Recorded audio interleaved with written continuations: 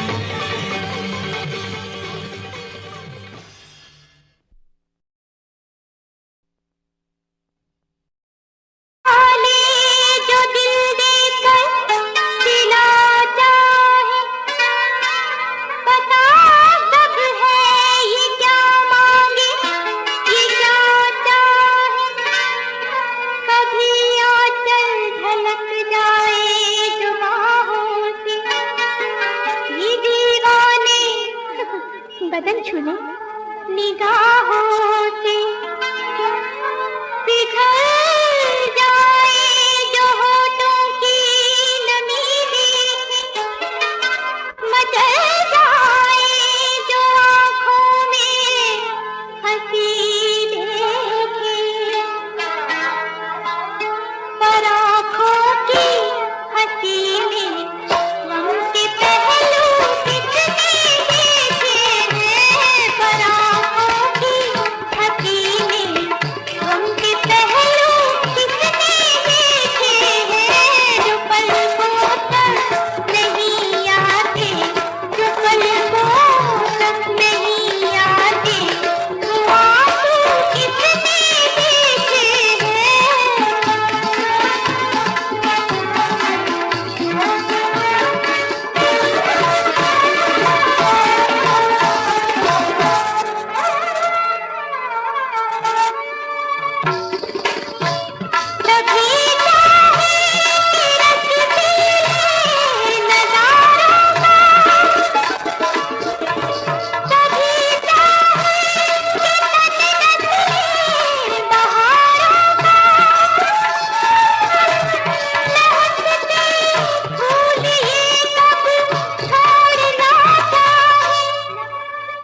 लपकते हाथ कलियां तोड़ना चाहे,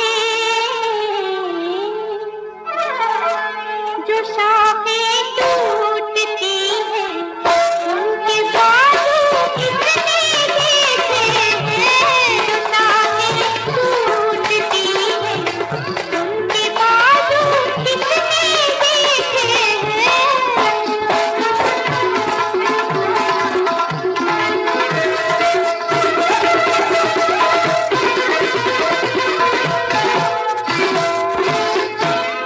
उसने ऐसा तेरा सबकी आँखों का नशा, प्यार परवाने करे, रक्त दीवाने करे, पर तेरे दिल की लगी कोई समझा ना कभी, सबकी पड़ती है नजर तेरे जलवों पे मगर, धुआं बनकर बिखरते तेरे गेसों कितने मीठे हैं, जो पलकों पर नहीं आते।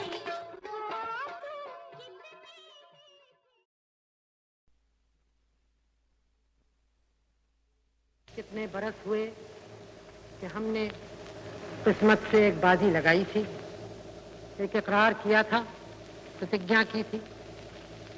अब वक्त आया कि हम उसको पूरा करें। बिल्कुल पूरी तो शायद अब भी न हो, लेकिन फिर भी एक बड़ी मंजिल पूरी हुई, हम वहां पहुंचे। मुनासिब है कि ऐसे वक्त पहला काम हमारा ये हो कि हम एक पुरानी और एक नई प्रतिज्ञा फिर से हम करें, इकरार करें आइंदा हिंदुस्तान का और हिंदुस्तान के लोगों की खिदमत करने का। चंद मिनट में ये असेंबली एक पूरी तौर से आज़ाद खुद मुख्तार असेंबली होगी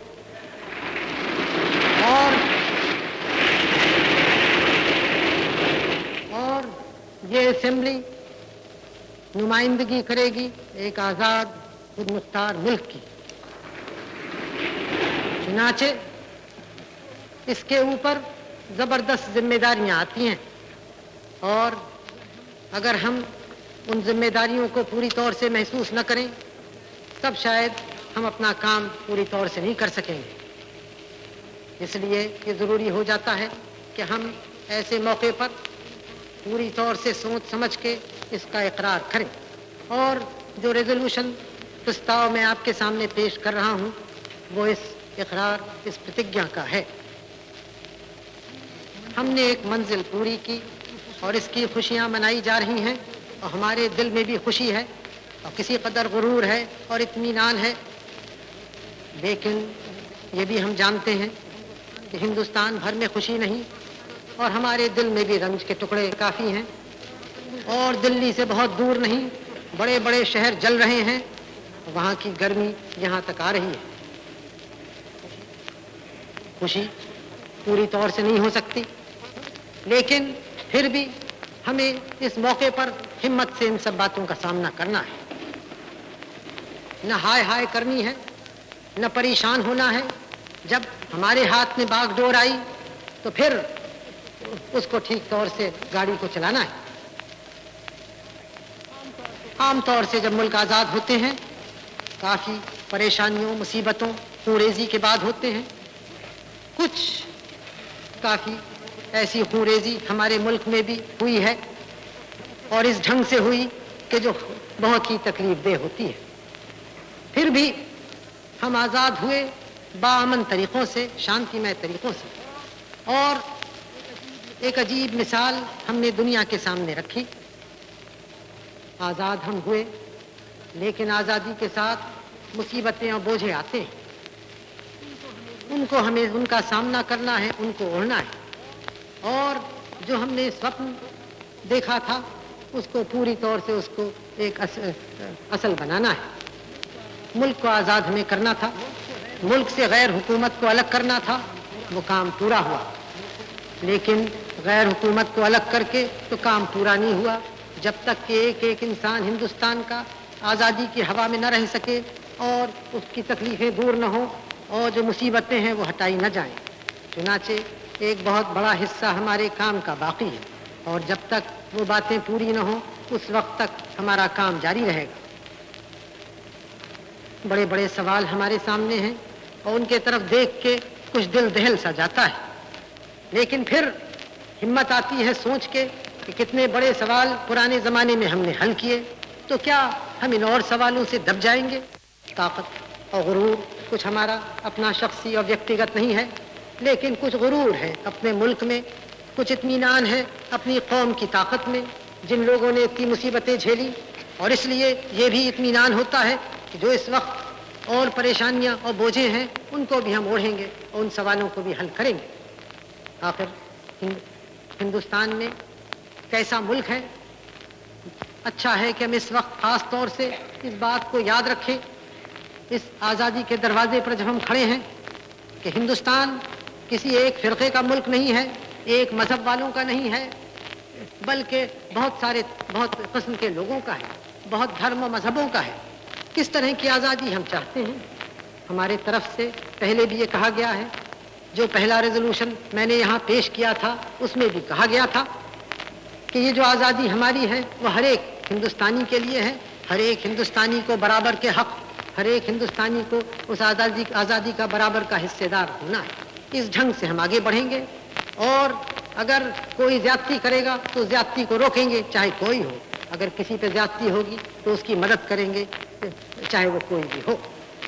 इस तरह से अगर हम चलेंगे तब हम इन बड़े मसलों को हल करेंगे, लेकिन अगर हम तंग ख्याली में पड़ जाएंगे तब वो मसले हल नहीं होते।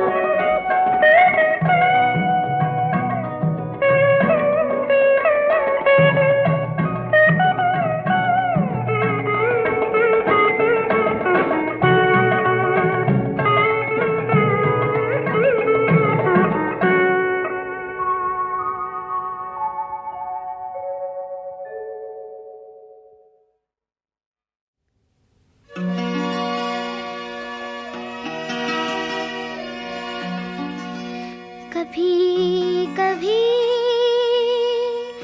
अब भी संध्या को आ जाती है याद तुम्हारी, आ जाती है याद।